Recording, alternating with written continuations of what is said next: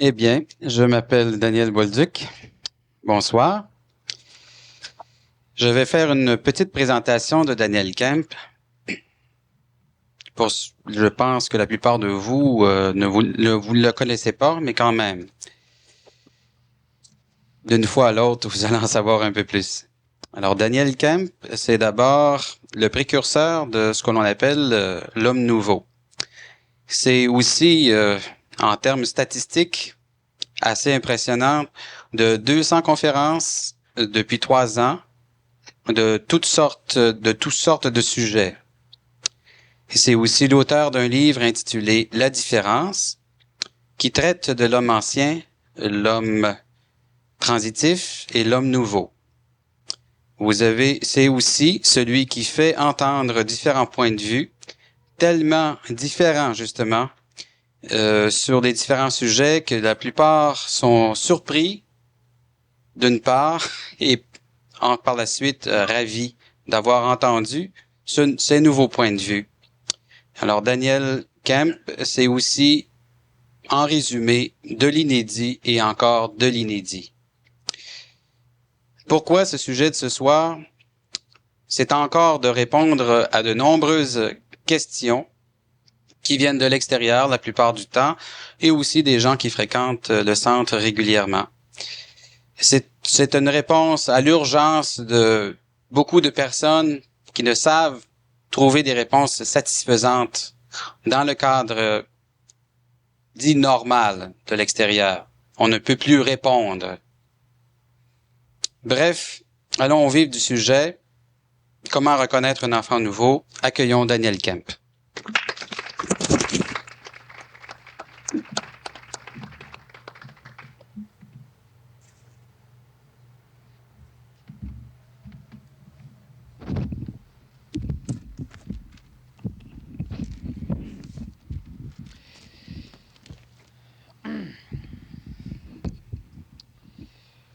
Bon, alors, comme tu l'as dit, effectivement, c'est une première conférence que l'on fait, disons, qui s'adresse exclusivement, plus ou moins, à des personnes qui sont dans le domaine de l'éducation, de la pédagogie.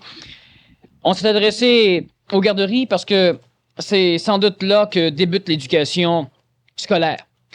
Bien souvent, on ne va pas considérer le phénomène des garderies comme étant justement un endroit pédagogique pour l'enfant. Et on s'adresse évidemment aux professeurs. Lorsque j'ai fait une conférence sur l'enfant nouveau il y a quelque temps, la majorité des personnes qui ont assisté à la conférence n'avaient pas d'enfants. Lorsque l'on refait une conférence s'adressant plus spécifiquement à des personnes qui travaillent dans le domaine de l'enfance, bien, il y a une réponse qui est assez lente.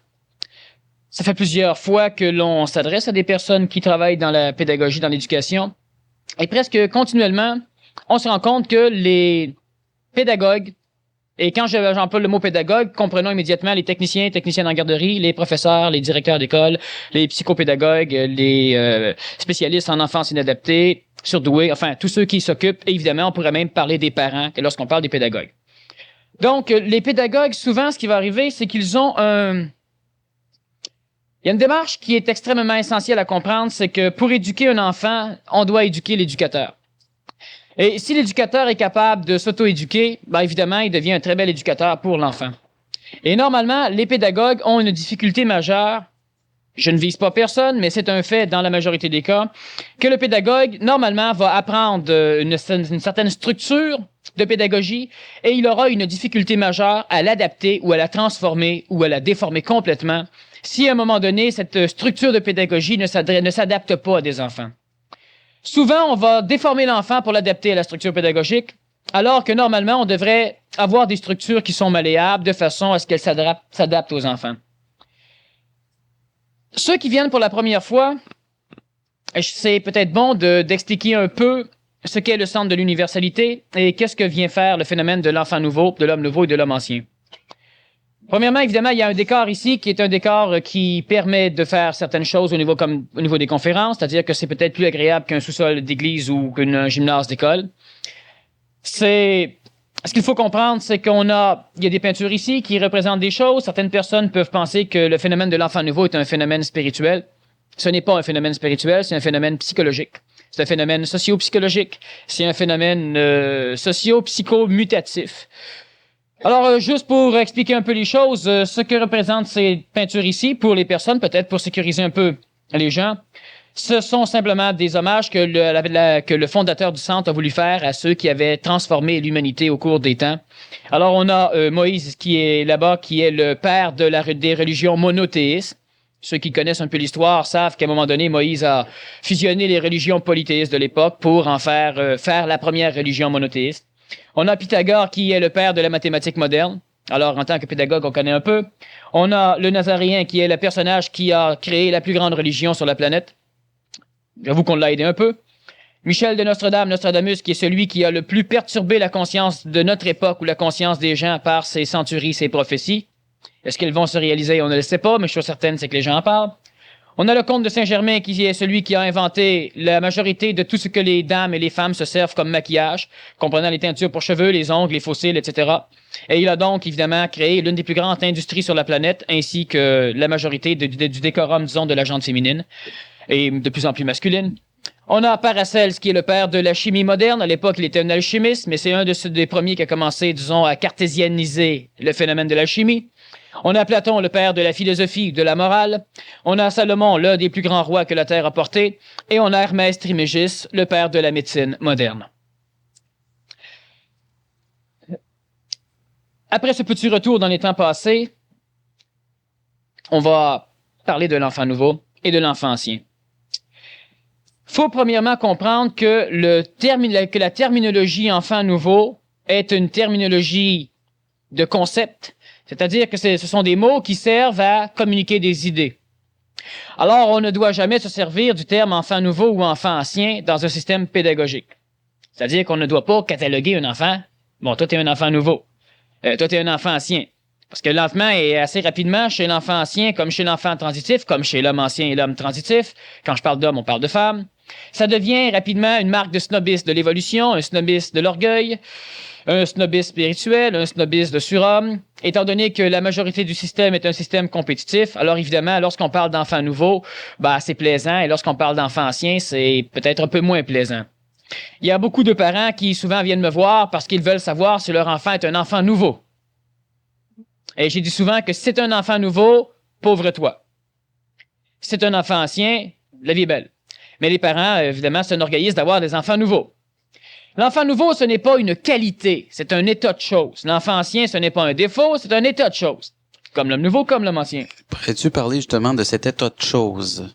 Tu disais tout à l'heure que c'était aussi une mutation, mais ça ça apparaît au niveau de la transmutation génétique. Bon. Alors, on va parler un peu de l'enfant ancien, globalement, et de l'enfant nouveau, de façon à ce que vous puissiez déjà, sans doute, reconnaître que ceux avec qui vous travaillez certains ont des caractères tout à fait nouveaux. On va, évidemment, comme dans tout phénomène psychologique, on va mettre un paramètre ici, l'enfant nouveau, on va mettre un paramètre là, l'enfant ancien, et il y a celui qui a des particules de l'enfant nouveau, des particules de l'enfant ancien, celui qui est là et qui fait des rechutes, celui qui est là et qui grimpe là, ce qu'on appelle l'enfant transitif. C'est le même phénomène pour l'adulte. Pour que l'éducateur puisse travailler avec des enfants anciens, il doit déjà lui-même être quelqu'un qui peut travailler avec lui. C'est-à-dire qu'il doit s'auto-travailler. Parce que sinon, il aura un problème. Le problème qu'il va vivre surtout, c'est sûr que la personne qui commence, ça va bien. Elle est encore relativement jeune au niveau de sa structure pédagogique. Mais si elle enseigne pendant 10-15 ans sans jamais se corriger, s'auto-enseigner, s'adapter, s'ajuster, à un moment donné, les enfants qu'elle aura dans la classe seront des enfants de 1990 et elle les éduquera comme des enfants de 1975. Ce qui n'est pas le même genre d'enfant, ce n'est pas le même genre d'approche qu'on devrait avoir. Alors, il y a évidemment dans les classes, dans les garderies, des enfants qui ont une structure de ce qu'on peut appeler l'enfant transitif. L'enfant ancien est un enfant qui va vivre sa crise d'identité en même temps que son identité sexuelle. C'est-à-dire qu'il va vivre les deux crises de l'adolescence d'une façon conjointe, disons la crise de l'adolescence psychologique et évidemment la mutation corporelle pour donner l'adulte, donc l'apparition des caractères sexuels secondaires. L'enfant ancien, donc, vers l'âge de disons 10 ans, 11 ans, 12 ans, 13 ans, 14 ans, 15 ans, va vivre et sa crise d'adaptation psychologique, son individualité, là où il découvre que les adultes sont en fin de compte que des humains, et en même temps sa crise de représentation et d'identification au niveau corporel. L'enfant nouveau va vivre sa crise d'identité psychologique vers l'âge de 6, 7, 8 ans, peut-être un petit peu avant, et sa crise, sa puberté vers l'âge conventionnel biologique, et cet âge sera de plus en plus, disons, devancé. Mais il va la vivre quand même pour l'instant vers l'âge de 10, 11, 12, 13 ans, dépendant des enfants et dépendant évidemment des sexes. La femme, la fille, ayant encore un peu d'avance sur le mâle. Donc, il y a déjà un caractère assez intéressant à constater déjà là, et c'est pourquoi les garderies, ça devient important, c'est que l'enfant ancien va suivre une phénoménologie éducative, disons, mutative, psychologique et physique qui est standardisée, que l'on connaît un peu, avec certaines phases de l'évolution, certains stages ou stades. Et à un moment donné, il va commencer à devenir, à se transformer au niveau de son caractère psychologique. Parce qu'il y a une transformation au niveau du caractère endocrinien, ce qui va engendrer la transformation au niveau des caractères sexuels. Donc, l'enfant rentre dans la puberté et dans l'adolescence. Cette adolescence porte un nom intéressant en psychologie, la crise de l'adolescence. Donc, on sait très bien que ça devient souvent un drame interne pour l'enfant. L'enfant ancien va commencer à vouloir être lui. Il aura ses idées propres, il aura ses propres désirs, il commencera à définir ses goûts vers la puberté, vers l'adolescence.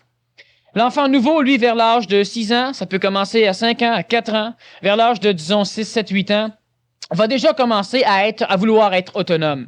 Il va déjà commencer à vouloir être identifié. Il voudra qu'on le respecte autant qu'on lui demande du respect, ce que l'enfant ancien va commencer à demander vers l'adolescence. L'enfant nouveau va va être plus autonome, ce que l'enfant ancien va commencer à faire pendant la puberté, pendant l'adolescence. Donc, il y a déjà une distinction fondamentale entre ces deux phénomènes et on ne peut donc plus, à partir de cette constatation, travailler avec l'enfant nouveau comme on travaille avec l'enfant ancien. Lorsqu'un enfant de 6 ans ou de 4 ans répond à ses parents « Je vais faire le ménage de ma chambre quand tu feras le tien », bien évidemment, on va s'illusionner que cet enfant est anormal. Il est anormal, il est naturel. Il n'est pas normalisable, c'est-à-dire qu'il n'est pas encore assujettissable à l'éducation collective des enfants normaux, ce qu'on appelle normal. Cet enfant, on va à un moment donné, les exemples, je connais de plus en plus de personnes qui ont des enfants nouveaux. Alors dernièrement, il y a un enfant qui jouait avec quelque chose dans sa chambre et puis ça faisait du bruit. Sa mère lui demande d'arrêter. L'enfant je crois qu'il a 7 ans. Et puis, lorsqu'il arrête de jouer, son père rentre dans la chambre et il prend un bolo. Il pensait que l'enfant jouait avec et il casse le bolo. Alors, le père se retourne, l'enfant, il a 6-7 ans, il lui saute carrément sur le dos. Il l'engueule, il lui dit, pourquoi? Parce que l'enfant voit une injustice, c'est pas avec ça qu'il jouait. L'enfant ancien n'agira jamais comme ça. Alors, il dit même que son père, il aimerait que son père meure. Puis quand il va mourir, il broyera même pas. Et c'est sous 7 ans. Un des caractères fondamentaux de l'enfant nouveau, c'est que pour l'homme ancien, pour l'homme transitif, pour donc la majorité des humains, c'est qu'il a l'air d'un enfant absolument sans cœur. Il n'est pas sans cœur. Mais si on veut le malléabiliser, le manipuler de façon à ce qu'il rejoigne l'enfant normal, l'enfant ancien, et ce n'est pas un défaut d'être un enfant ancien, ce n'est pas un défaut d'être un enfant nouveau. Si on veut l'éduquer comme un enfant ancien, on aura toutes les misères du monde. Et dans le meilleur des cas, l'enfant se suicide. Bon, dans le pire des cas, l'enfant reste en vie, il peut envoyer des professeurs au suicide, il peut envoyer des professeurs en dépression, il peut devenir un danger pour la société, un danger pour les autres jeunes, il peut tuer, il peut faire plusieurs choses. Alors évidemment, ce qui est intéressant, disons, ce qui peut être surprenant, c'est lorsque l'on parle d'enfants nouveaux ou d'enfants du Verseau, parce qu'à un moment donné, zodiacalement parlant, on peut naître dans une autre constellation. Ce n'est pas spirituel, c'est un phénomène astrologique et astronomique. Lorsque l'on parle d'enfants du Verseau, d'enfants nouveaux, la majorité des personnes qui vivent émotivement leur éducation ou leur évolution, ou des spiritualistes, vont évidemment dire, l'enfant du Verseau est un être plus évolué. Effectivement. Mais est-ce qu'un être plus évolué veut nécessairement dire un être qui va en correspondance avec nos désirs émotifs de l'être évolué? Lorsqu'un enfant de 6 ans est plus évolué, cela veut dire qu'il va voir plus vite les choses que l'enfant ancien. Oui. Mais est-ce qu'il a une structure psychologique, une expérience de vie, vu qu'il le voit plus rapidement, suffisamment consistante pour être capable de supporter sa vision? Pas nécessairement. L'enfant ancien découvre à un moment donné de sa vie pendant l'adolescence, qui peut se terminer vers 21, 22, 23 ans, dépendant évidemment des enfants. On parle d'adolescence au niveau sexuel comme psychologique. L'enfant ancien va découvrir à un moment donné qu'il est manipulé. Et c'est un mot qui va finir par le hanter. Manipulation. L'enfant va donc, l'adolescent va donc se diriger vers tout ce qui est phénomène de liberté. Elle peut être alcoolique, elle peut être médicamenteuse, elle peut être reliée aux drogues, elle peut être musicale, hein, le Walkman, la musique. Elle peut être d'une panoplie de formes d'expression. L'enfant nouveau, lui, découvre qu'il est manipulé vers l'âge de 4 ans, 5 ans. Il va le conscientiser réellement vers 6 ans, 7 ans, 8 ans, dépendant encore une fois des biologies des enfants, de leur corps physique, de leur corps neuronique.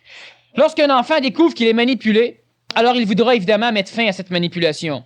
Ou il voudra manipuler. Mais l'enfant nouveau, vers l'âge de 3 semaines, 4 semaines, commence déjà à manipuler l'extérieur. Et étant donné que la majorité des adultes, donc les pédagogues, sont des êtres qui sont émotivement reliés aux enfants, normalement, ces enfants-là vont devenir des manipulateurs absolument terribles. Alors l'enfant, lui, va découvrir qu'il est manipulé à un moment donné. Pourquoi? Parce qu'on lui dit « fais le ménage de ta chambre ». Alors l'enfant nouveau demande pourquoi. Alors on lui répond « parce que je veux plus voir ta chambre comme ça ».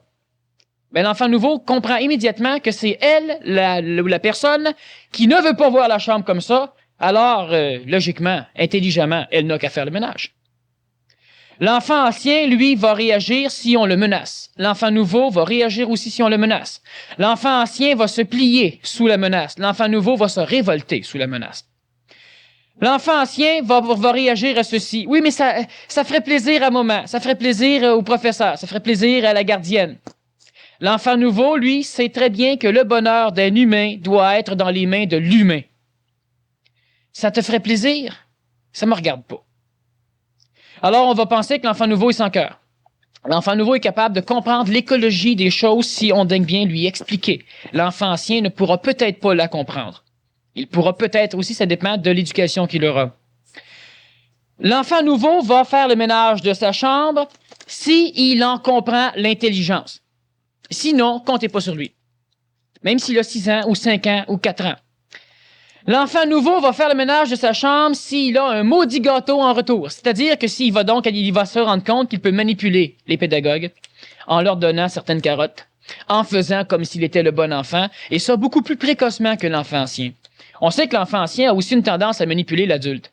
Sauf que l'enfant ancien ne s'en rend pas compte. L'enfant nouveau, lui, le découvre. Et lorsqu'il le sait, l'enfant nouveau va être capable de regarder un pédagogue dans les 2 yeux et le regarder pendant 1 heure de temps. L'enfant ancien ne peut pas faire ça. L'enfant nouveau sait que ça manipule. Alors l'enfant nouveau va être capable de sortir des mots absolument exquis pour détruire n'importe quel homme ancien, femme ancienne, et pour abîmer ou altérer suffisamment une personne transitive. L'enfant ancien n'y arrivera pas, très rarement. Donc, on a affaire, lorsqu'on s'adresse à un enfant nouveau, à quelqu'un qui, effectivement, est plus, si on veut prendre le terme, évolué, amélioré, plus adulte rapidement que l'enfant ancien. Lorsqu'on a un adulte dans un corps d'enfant, réglé par un système endocrinien d'enfant, donc l'adulte, dans l'enfant, ne peut pas agir comme un adulte, mais ne peut plus agir comme un enfant. C'est l'enfant nouveau. Lorsque le pédagogue rencontre un enfant nouveau, il va lui mettre la main dans les cheveux. Il y a de fortes possibilités que l'enfant nouveau lui gratte la bédaine ou lui tire, qu'il lui remette l'appareil. Lorsque un enfant nouveau se fait insulter, vous pouvez être certain de manger aussi des insultes. Lorsqu'un enfant nouveau ne comprend pas l'intelligence de ce qu'on lui demande de faire, il ne le fera habituellement pas, sauf s'il y a un intérêt manipulateur de son côté. Si on l'oblige à le faire, on peut être sûr d'avoir de gros problèmes avec. Et ça ne regarde pas l'âge. Dans la majorité des cas, le psychologue ou le psychiatre va suggérer des médicaments pour tendre à normaliser l'enfant. Un enfant nouveau semble hyperactif, mais il ne souffre pas d'hyperactivité physique. C'est une hyperactivité mutative ou maturative qui apparaît parce que le cadre dans lequel il peut s'exprimer n'est pas adapté à lui. Alors évidemment, il devient hyperactif. Il a de l'énergie, il a de la vie. On ne peut pas lui demander de se tranquilliser tout de suite. Sauf que tout le cadre de Babel dans lequel il se trouve, ou le cadre scolaire dans lequel il se trouve, est un cadre dans lequel lui ne peut pas s'exprimer. L'enfant ancien va y parvenir. Savez-vous comment on distrait un enfant ancien? On lui met des petites choses, des jouets, prenons l'exemple des garderies. On lui met des jouets, disons, qui vont développer son cortex associatif, mettre un triangle dans un trou triangulaire, mettre une sphère dans un trou sphérique. On va lui donner des casse-têtes, on va lui donner de la peinture. On va lui donner des choses qui sont un petit peu en avant de ce qu'il peut faire. Bon. Ça veut dire quoi? Ça veut dire qu'on demande à l'enfant ancien de se développer. Et normalement, l'hyperactif, normal, pas un hyperactif, disons, pathologique, va trouver suffisamment d'expression pour commencer à s'amuser. Et s'il y a des personnes qui ont froid, vous avez juste à le dire et puis on va éteindre la climatisation. D'ailleurs, je pense qu'il fait un petit peu froid, fait que peut-être qu'on peut éteindre la climatisation. Bon.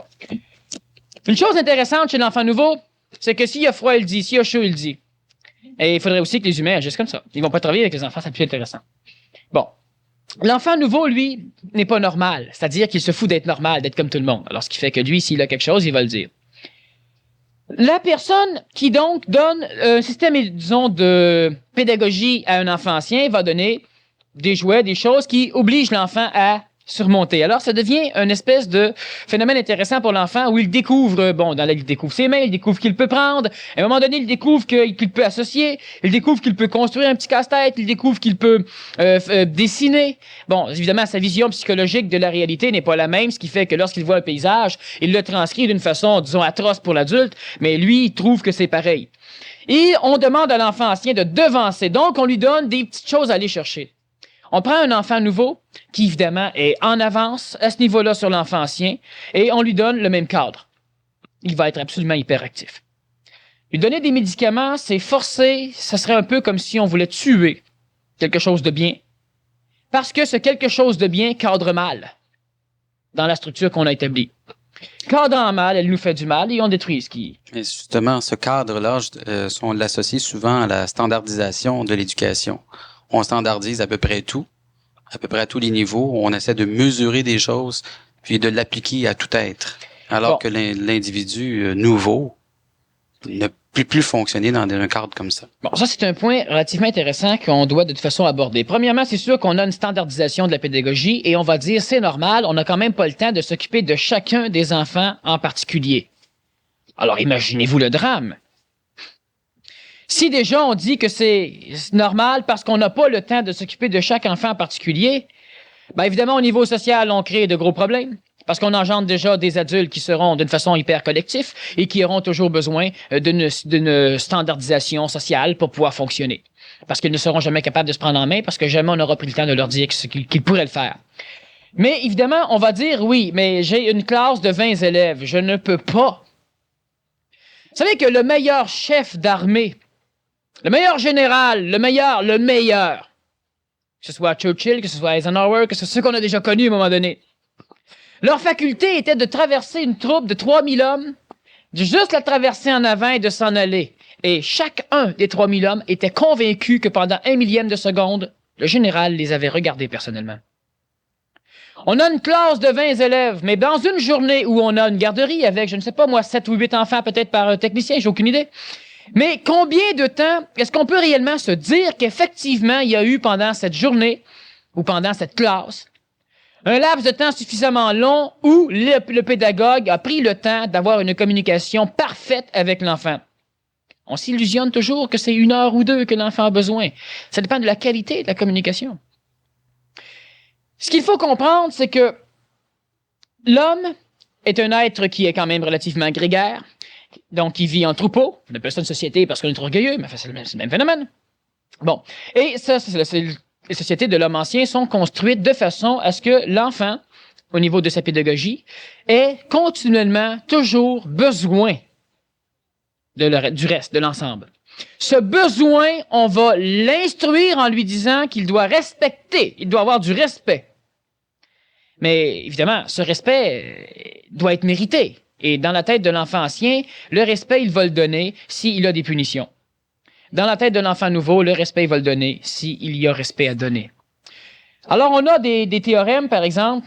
Je dis souvent que À un moment donné, on a un des commandements d'une des grandes religions de la planète qui dit que tu honoreras ton père et ta mère.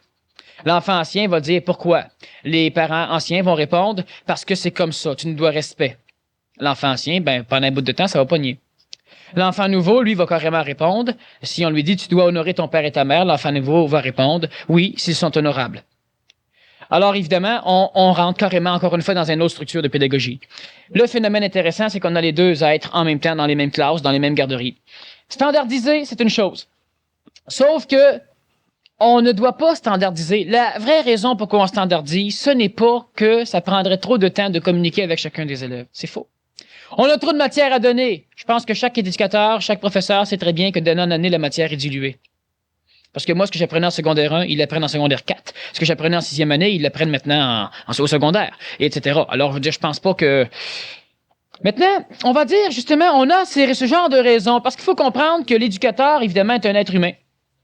Et ce n'est pas un défaut d'être un être humain, même si souvent l'humain se dit que, ouais, mon être humain, après tout, peut pas être parfait. Bon, ça, c'est l'excuse qu'il veut se donner. L'être humain est un être qui a de l'ego. Cet ego s'exprime, se protège et s'exprime sous forme d'orgueil. Une panoplie d'orgueil. Lorsque l'éducateur, on lui dit tu devrais communiquer plus proche avec tes enfants, ben, on va donner des raisons. Et la standardisation est la raison majeure qui permet aux professeurs, aux techniciens, aux pédagogues de supporter leur manque d'évolution. Quand je parle d'évolution, je ne parle pas d'évolution spirituelle. On parle d'une évolution. Il y a l'évolution darwinienne, l'évolution adaptative des animaux, il y a l'évolution améliorative de l'humain. On parle donc d'amélioration. Lorsque l'humain se dit « oui, mais j'ai pas le temps », on peut tout renverser le phénomène et juste poser la question. Est-ce que le pédagogue est vivant? Est-ce que le pédagogue est un être humain qui vit? L'enfant est un être vivant. Le pédagogue est souvent un être mémoriel, un être qui se cache derrière sa structure pédagogique, derrière ce qu'on lui a enseigné, et qui finalement, lorsqu'il a suffisamment de transition chez lui, va se cacher derrière la structure de l'école ou de la garderie. C'est-à-dire que moi, je veux bien le faire. Bon, à un moment donné, on prend des photos. Alors, il y a le photographe qui est là, puis le professeur vient avec sa classe, et puis là, on vient prendre une photo, puis le professeur, ben, il met 2 oreilles derrière un élève. Fait que toute la classe part à rire, puis la photo, elle est apparemment manquée. Enfin, moi, je trouve qu'elle réussit, mais enfin, elle est manquée. Alors, on reprend une deuxième photo, les élèves se calment un peu, puis la photo, là, elle est réussie. La classe suivante qui passe, ben, ils ont vu faire l'autre classe. Fait qu'évidemment, tous les élèves commencent à se faire des oreilles. Tu sais, on parle d'élémentaire. Et là, le professeur de cette classe-là, qui tout le monde fait des oreilles, ben, il va voir l'autre professeur qui est parti le bal, puis lui dit carrément que c'est de sa faute si ça arrive. Alors l'autre qui est vivant, ben finit par se dire je peux pas être vivant dans mon école parce que la structure pédagogique, la structure scolaire me l'interdit. Ce qu'elle aurait dû répondre à l'autre professeur, c'est que c'est drôle, mais moi je l'ai fait, ils ont tout ri. Quand je leur ai demandé de se calmer pour prendre l'autre photo, je leur ai expliqué pourquoi, puis ils l'ont fait. Pourquoi t'arrives pas à leur expliquer, toi? Alors c'est un gros problème. J'ai enseigné pour la ville de Montréal-Nord, pour Ville d'Anjou, pour Pointe-aux-Trembles. J'enseignais un art martial, le judo, et j'appelais ça judo pédagogique. Alors, ça n'avait rien à voir avec ce qu'on connaît aujourd'hui au niveau de notre structure. Et effectivement, j'ai rencontré souvent des pédagogues qui venaient me voir et qui me disaient que ça n'a aucun sens de la façon dont j'enseignais. Sauf que mes élèves, mes classes grandissaient. On ouvrait de temps en temps de nouvelles écoles, on rajoutait des heures de cours. Et puis, souvent, on dit que le judo, il fallait aussi que les élèves apprennent à aller en compétition. Bon, je leur enseignais pas à aller en compétition. Par contre, en compétition, ben, les élèves avaient de très bons résultats, sauf que nos classes étaient heureuses. Alors, il y a tout un phénomène on parle de standardisation. La standardisation permet à un être humain fatigué de pouvoir enseigner sans que ça paraisse trop qu'il est fatigué.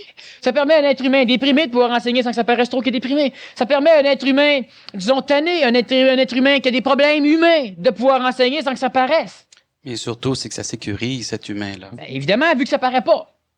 Sauf que l'enfant, quand il y a un problème, on le voit, parce que l'enfant se cache pas.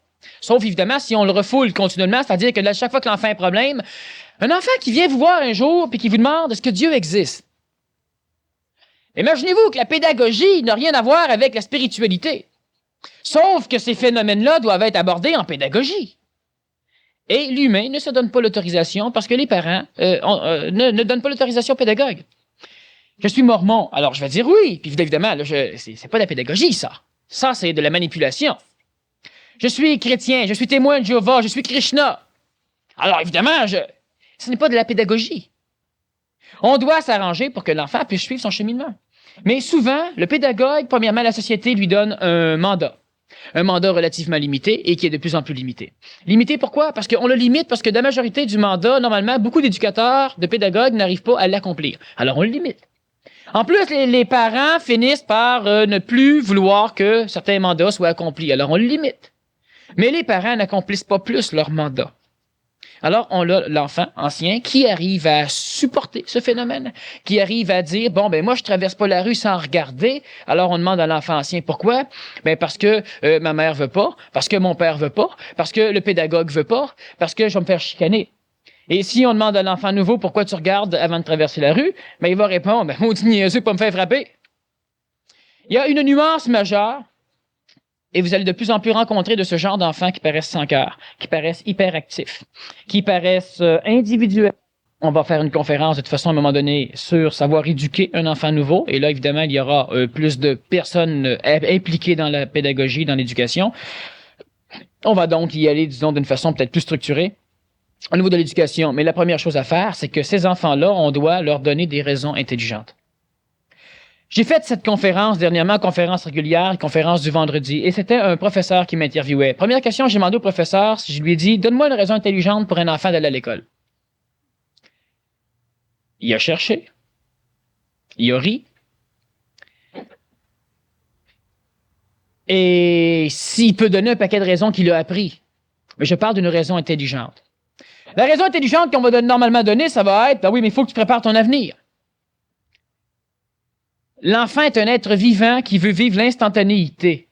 Alors, je disais à cette conférence que la majorité de notre structure éducationnelle faisait en sorte qu'on passe notre jeunesse à préparer notre vieillesse et on passe notre vieillesse à regretter notre jeunesse. Et c'est un fait. Alors, il y a des raisons intelligentes d'aller à l'école, c'est évident. Mais est-ce qu'on est capable d'en donner? Mais est-ce qu'on va en donner à l'enfant? Cours de géographie. Bon, l'Afghanistan, c'est ici. Mais l'enfant nouveau, là, l'Afghanistan, là, quand il va vouloir voyager, il va s'organiser pour savoir où ce que c'est. Pour l'instant, c'est pas intéressant. Il va jouer du crayon, il va s'ennuyer, il va niaiser, il va tout faire, mais puis si le professeur le chicane, on va aller de mal en pire. Il y a une raison intelligente, j'imagine, à ce que l'humain fait. Mais est-ce que l'humain peut en parler de ces raisons intelligentes? On prend l'enfant puis on l'éduque à faire de l'éducation physique. Alors, on met des ballons, on met des cerceaux, on met des coussins, on met des trucs pour jouer, on donne des petites feuilles avec des dessins dessus, et puis là, l'enfant joue. Puis en jouant, ben, il fait de l'éducation physique. On met de la compétition, on sait que l'enfant a un petit peu d'orgueil, d'ego, fait qu'on fait des petites courses, on fait des petites choses. C'est correct. Puis à un moment donné, ben, l'enfant, il finit par assimiler que jouer, c'est le conditionnement physique. Puis rendu secondaire, ben l'enfant commence par vouloir arrêter de jouer. Et il arrête aussi de faire du conditionnement physique. Et quand il devient adulte, ben il joue plus. Est-ce qu'il en fait encore l'éducation physique? Ben non. Alors pourquoi qu'on n'a pas dit à un moment donné à l'enfant qu'il avait une intelligence au conditionnement physique? Puis si tu veux jouer, ben il y a moyen de faire du conditionnement physique puis de jouer, de mettre deux choses ensemble. Mais le conditionnement physique, c'est pas un jeu. C'est parce qu'il y a une raison intelligente d'entretenir son corps physique. Lorsque l'enfant veut plus jouer, il sait que le corps physique reste important. Il va continuer à faire de l'éducation physique. Un autre exemple, on prend l'enfant ancien et on lui dit toujours, ça souvent les pédagogues le font. Peut-être pas en garderie ou à l'école. À l'école, ils mangent pas là. En garderie, ben évidemment, les parents payent pour qu'ils bouffent. Alors peut-être que ça fonctionne pas, mais à la maison, ça marche encore souvent. Bon, t'es tannant, t'auras pas de dessert. Il arrive quoi? Il arrive qu'on éduque l'enfant que quand toute la bouffe est pleine, le bonheur est là. Alors, on éduque l'enfant que la nourriture n'est pas quelque chose d'intelligent pour alimenter le corps, mais que la nourriture est une récompense. Et on a des adultes, à un moment donné, qui mangent. Soit pour se remonter le moral. Parce que quand tu manges, ben, tout va bien. C'est une programmation psychologique. Qui mange pour passer le temps, qui mange pour se désennuyer, qui mange psychologiquement. En fin de compte, on a une société qui nourrit son corps psychologique, mais qui nourrit pas son corps physique. L'enfant ancien, lui, va finir par passer là-dedans. Mais c'est pas long que l'enfant nouveau va carrément répondre, mais ton dessert, j'en veux pas. Vous allez remarquer de plus en plus, et les enfants nouveaux, ils de plus en plus, transparaissent, que la majorité du système punitif conventionnel n'a pas de prise sur eux. Et qu'est-ce que l'éducateur fait dans ce temps-là? Il panique. Et qu'est-ce qu'un enfant nouveau fait devant un éducateur qui panique? Il part à rire. Alors, qu'est-ce que l'éducateur va faire avec un enfant nouveau et un enfant ancien en même temps? On devrait, premièrement, si on veut travailler avec des enfants nouveaux, cela veut dire qu'on doit intelligencer la pédagogie. Savoir pourquoi on éduque. La garderie, est-ce que c'est exclusivement là pour garder les enfants? On pourrait mettre dans les cages. Bon. La garderie, évidemment, elle a une structure sociale intelligente. Elle permet aux parents de travailler, de se reposer. Un ou l'autre, parce qu'on peut faire garder des enfants aussi pour se reposer. Mais étant donné que dans la garderie, l'enfant va passer une partie de sa vie, il devient donc intéressant socialement, humainement, de faire en sorte que la garderie devienne quelque chose, non pas seulement juste de plaisant pour l'enfant, mais quelque chose d'instructif, de pédagogique. Alors évidemment, les techniciens en garderie, ainsi que les propriétaires de garderie, devraient s'arranger déjà là pour qu'il y ait une certaine forme de pédagogie dans la garderie. Disons que au niveau de marketing, ça devient intéressant. Évidemment, ça fait une très bonne promotion pour la garderie. Donc, au niveau des affaires, c'est intelligent de le faire. C'est déjà une raison. Deuxièmement, il y a une raison aussi, c'est que les éducateurs vont commencer à aimer travailler là. Et les enfants vont aimer vivre avec les adultes. On sait, l'enfant nouveau, c'est très bien, c'est pas long qui sait très bien que quand il est placé dans une garderie, c'est parce qu'on se débarrasse de lui quelque part. Ici, on dit oui, c'est parce que maman et papa sont partis travailler. Ouais, travailler. Ils peuvent travailler à la maison. On peut comprendre l'intelligence du travail. Il faut leur expliquer. De quelle façon on doit fonctionner en garderie comme dans toute la structure pédagogique qui va suivre? Donc, l'école élémentaire, l'école secondaire, le cégep, qui peut-être un jour va disparaître, et l'université. Toute la fonction doit être faite en fonction d'une pédagogie qui fait appel à l'immédiat terme, au court terme, au moyen terme et au long terme. La majorité de la structure pédagogique de nos sociétés est basée sur le long terme, en premier. Ensuite, au moyen terme, ensuite au court terme et à peu près jamais dans l'immédiat terme. Quand est-ce que la structure pédagogique s'attaque à l'immédiat terme?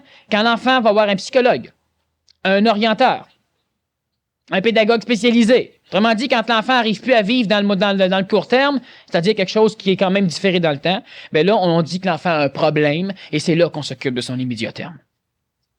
Et on devrait tout réformer la structure pédagogique à partir de l'immédiat terme, ensuite le court terme, ensuite le moyen terme, et finalement, si on a le temps, le long terme. Vous savez qu'il y a un être humain qui n'a pas appris tout ce qu'on enseigne dans les écoles, mais qui a appris à vivre, qui a appris à arriver en retard sans se faire pincer, qui a appris à copier sans que ça paraisse, qui a appris à avoir des notes d'examen qu'il ne mérite pas, qui a appris une panoplie de choses comme ça, souvent finit par être un de ceux qui va faire fonctionner le plus la société.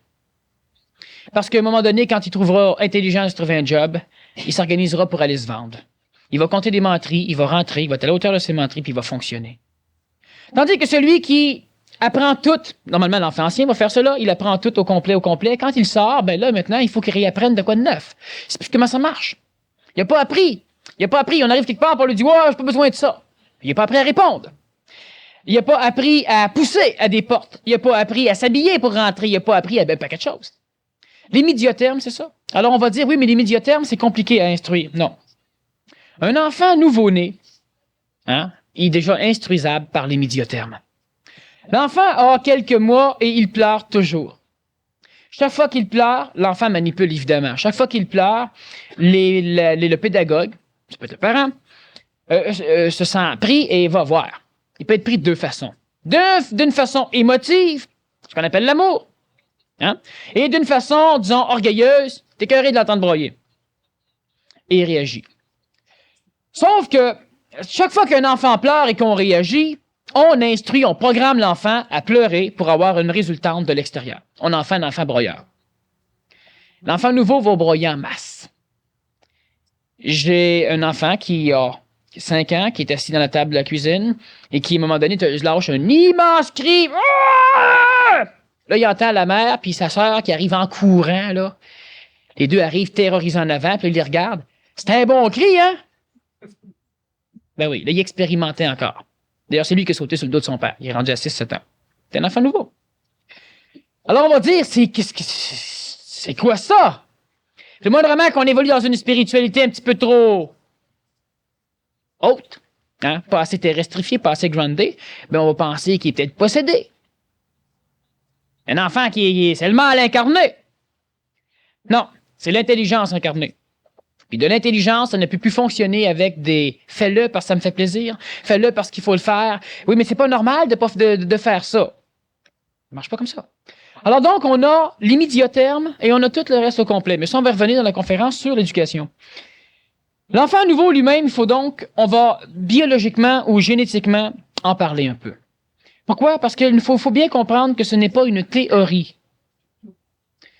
On va dire, alors comment ça se fait que les pédagogues n'en parlent pas, que les psychologues ne sont pas les premiers à l'avoir détecté?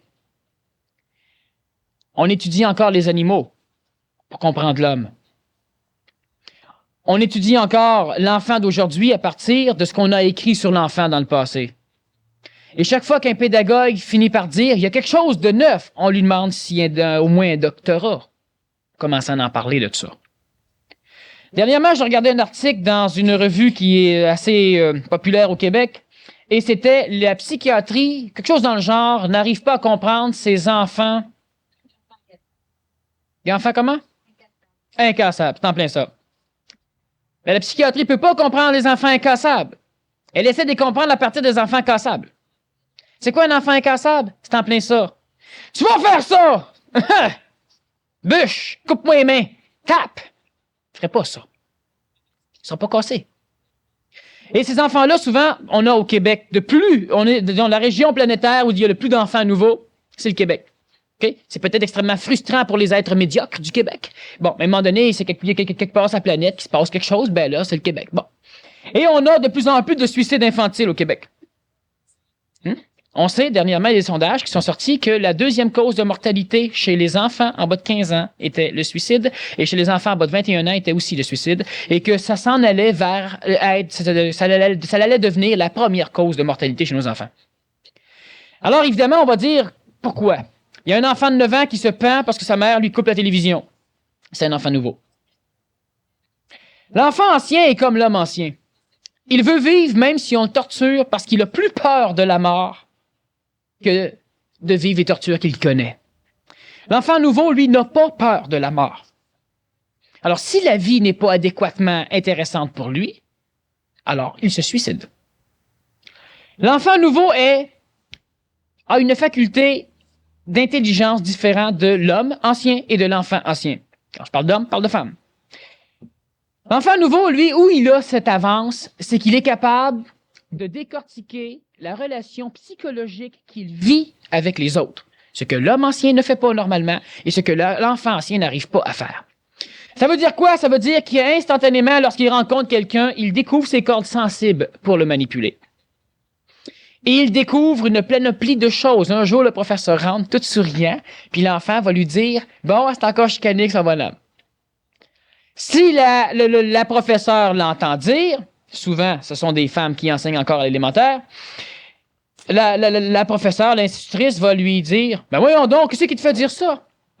T'as plus de bleu dans la face que normalement. » C'est maquillé plus. Il y a une expression psychologique qui fait que les adultes et les personnes anciennes l'expriment. Mais l'enfant nouveau, lui, le décode, ça.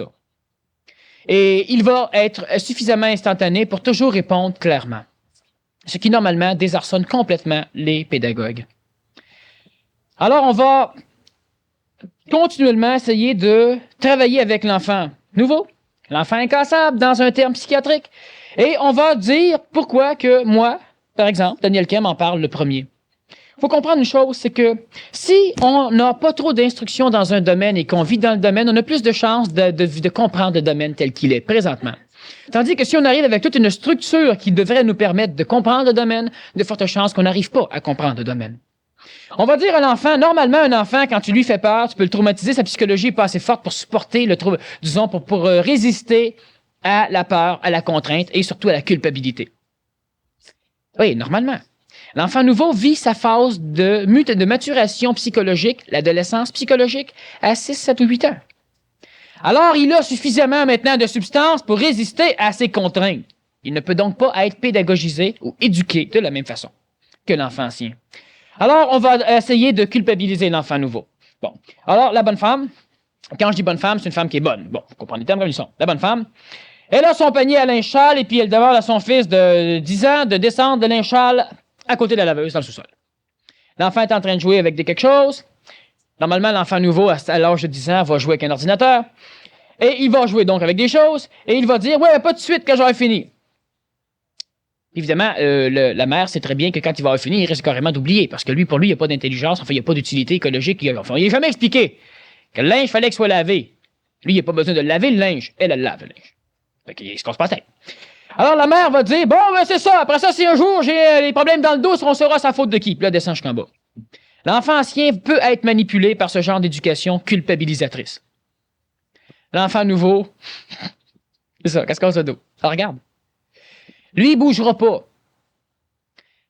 Donc, effectivement, les enfants incassables, ben oui, les enfants nouveaux, ça existe.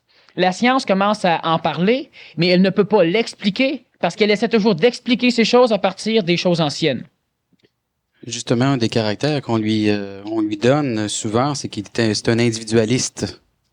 Il n'est pas du tout assujettissable à la collectivité de quelque façon que ce soit. Bon, ce phénomène est intéressant pour la simple raison que lorsque je parle de l'homme nouveau, je dis que l'homme nouveau a une conscience tout à fait individuelle, mais il n'est pas individualiste. Une nuance majeure. L'homme nouveau comprend l'intelligence du travail en société ou du travail collectif. Sauf qu'il n'a pas besoin de l'opinion d'autrui. Donc, il ne regarde pas les sondages pour savoir pour qui il va voter, ce que l'homme ancien va faire souvent. Bon, le ancien est assez orgueilleux qui veut gagner, fait qu'il va voter pour les chiffres. Bon. L'enfant nouveau est individualiste pour la simple raison que tout le cadre dans lequel on le force à être placé est un cadre qui n'est pas le sien. Individualiste aussi parce qu'il se rend compte qu'il peut manipuler et qu'il n'a réellement aucune relation à son niveau avec personne. Alors, il va donc, à un moment donné, refuser tout contact avec l'extérieur sans en être nécessairement malheureux. Et ça encore, c'est assez traumatisant pour le pédagogue, normalement, de voir que l'enfant est dans son coin, qui fait rien, mais qui n'a pas l'air à s'ennuyer. Bon, un enfant qui a des problèmes mentaux peut vivre comme ça. Alors, évidemment, on va vouloir le présenter à des spécialistes. Ces spécialistes-là vont évidemment essayer d'avoir des solutions, des raisons, et normalement, on va normaliser l'enfant et on va lui trouver des problèmes qu'il n'a pas. L'enfant nouveau ne s'ennuie pas.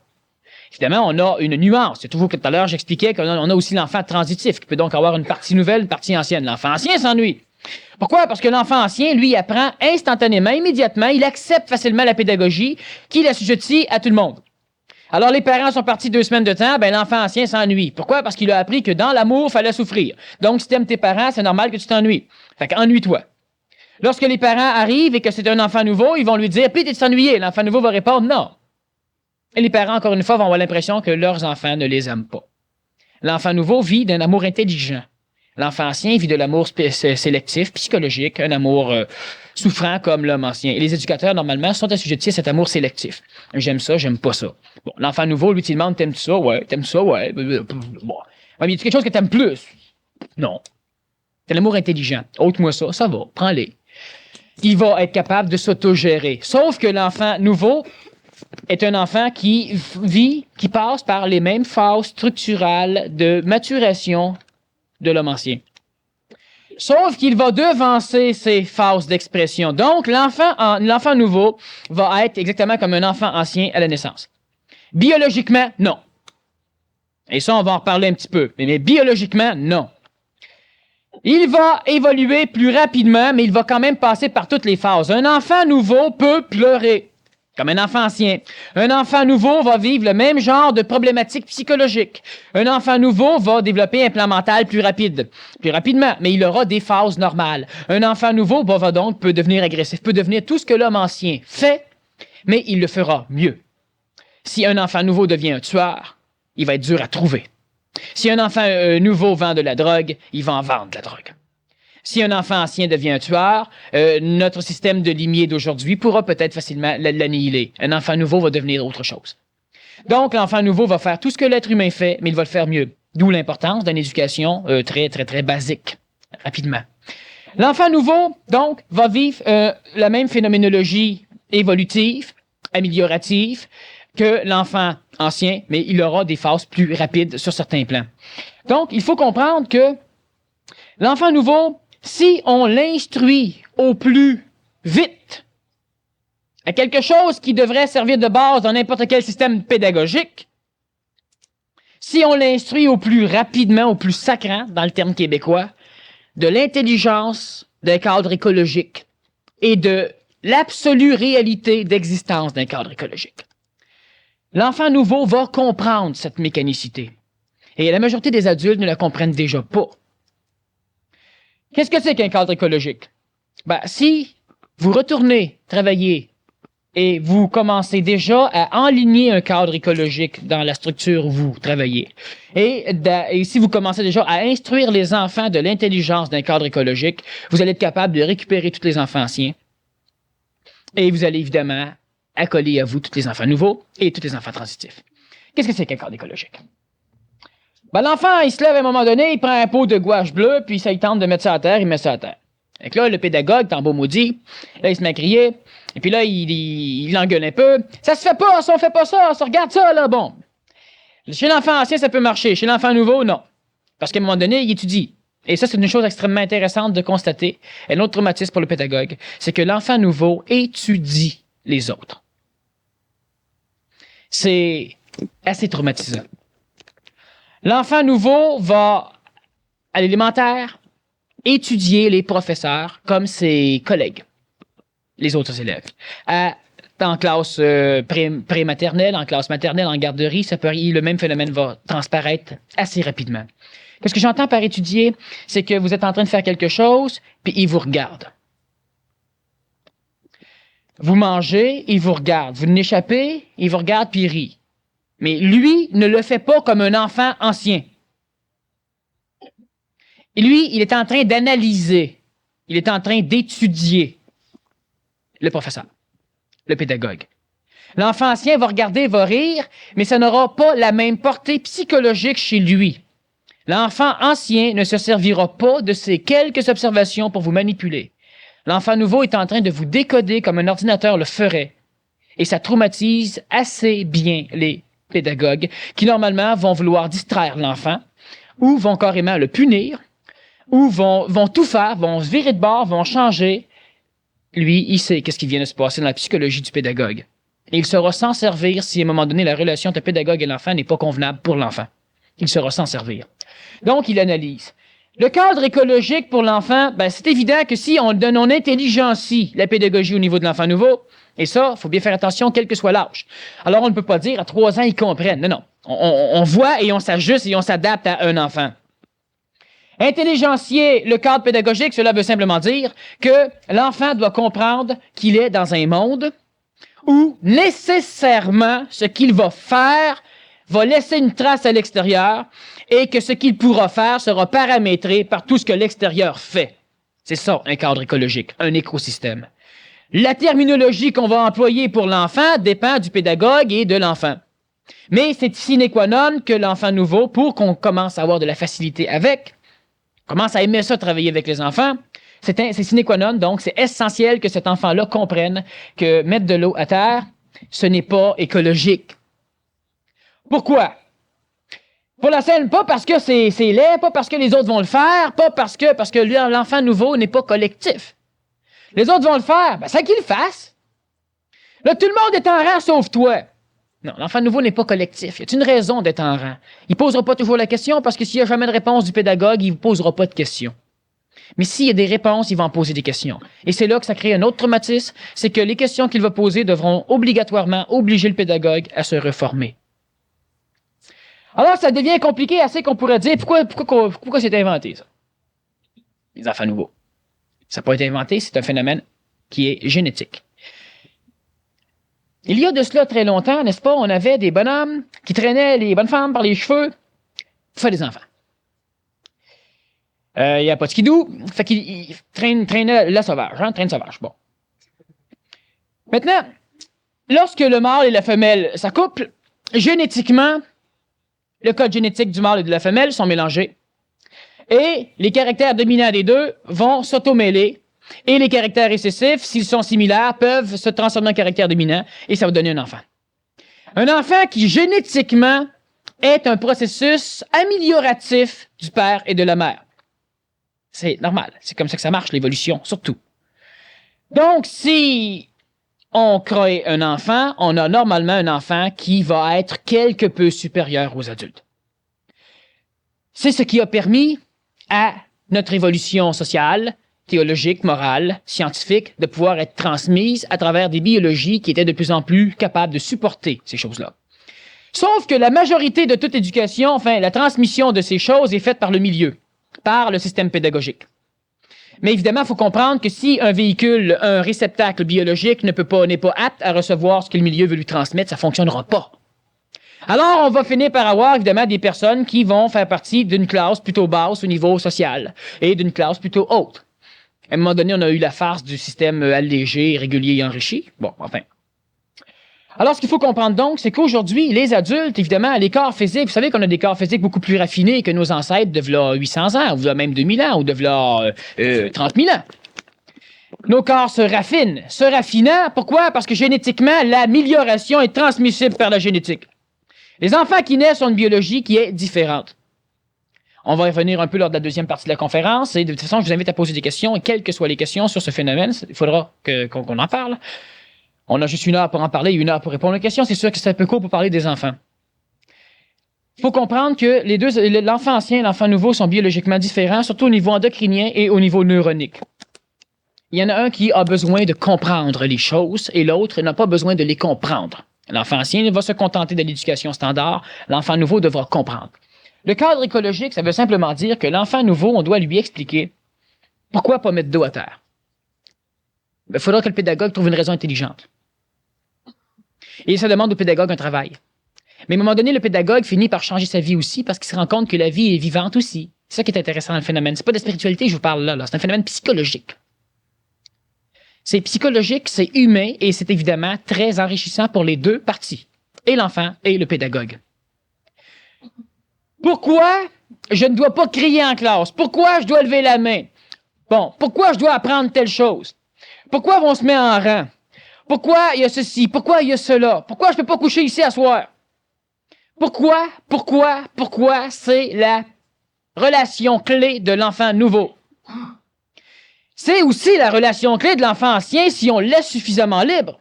Sauf que l'enfant ancien va poser la question, pourquoi ma sœur n'est pas comme moi? Le petit gars qui pose ça. Alors, le pédagogue va travailler avec l'enfant ancien d'une façon qui va peut-être différer la question, manipuler un peu les choses ou tenter de... Bon. L'enfant nouveau, lui, ça sera pas ça. Si c'est pas clair, il va faire ses recherches. Puis s'il a 4 ans, il va faire ses recherches. Il va faire des recherches anatomiques, s'il le faut. Puis des recherches tout à fait dignes d'un gynécologue, s'il le faut. Et il ne se sentira pas frustré de ce phénomène. Il y a une autre chose qu'il faut absolument comprendre, c'est que si on explique l'intelligence des choses à un enfant nouveau, on va pouvoir travailler pédagogiquement avec lui, pédagogiquement. Ça, il y a une chose extrêmement importante, c'est que la culpabilité ne peut presque pas prendre de place dans l'enfant nouveau. Alors, encore une fois, tout le système, tu devrais avoir honte, tu devrais te sentir... Tout le système de culpabilité qu'on va devoir mettre dessus ne peut pas pogner. Alors, une chose extrêmement importante de comprendre, premièrement, si on veut juste commencer à travailler avec ce genre d'enfant, c'est juste de créer un cadre écologique qui est déjà créé. Une classe scolaire, c'est un cadre écologique. Il y a d'autres enfants, il y a un professeur, il y a une matière, il y a des murs, il y a un ensemble matériel qu'on ne doit pas abîmer, qu'on doit économiser. Il y a toute une structure écologique. Dans une garderie, c'est le même phénomène. Alors, mais est-ce qu'il y a une raison intelligente? Est-ce qu'on soit tous pognés à être limités comme ça? La majorité des adultes finissent par accepter. Ben, dans ma commission scolaire, moi, quand je crie, on me donne ci, on me donne ça. Quand je rencontre les profs, fait que tu finis par accepter. Il y a une écologie. Hein? On peut pas traverser les feux rouges. C'est pas à cause que la loi l'interdit, c'est parce qu'il y a une raison intelligente. Mais au lieu d'éduquer l'enfant que c'est parce qu'il y a une raison intelligente, on lui dit que c'est parce que c'est illégal. Fait que l'enfant nouveau, lui, si c'est illégal, ben, illégal, il passe par-dessus, lui. S'il y a une raison intelligente, il le fait, loi ou pas. Donc, on doit immédiatement comprendre que l'enfant nouveau va devenir un peu moins hyperactif si déjà il comprend l'intelligence du cadre dans lequel on le place. Et il y a une chose très importante, c'est que l'enfant nouveau va poser des questions, des pourquoi, et chaque réponse doit être une réponse intelligente. Et quand je parle d'intelligence, elle doit être logique. C'est-à-dire qu'elle doit être logiférable par l'enfant nouveau.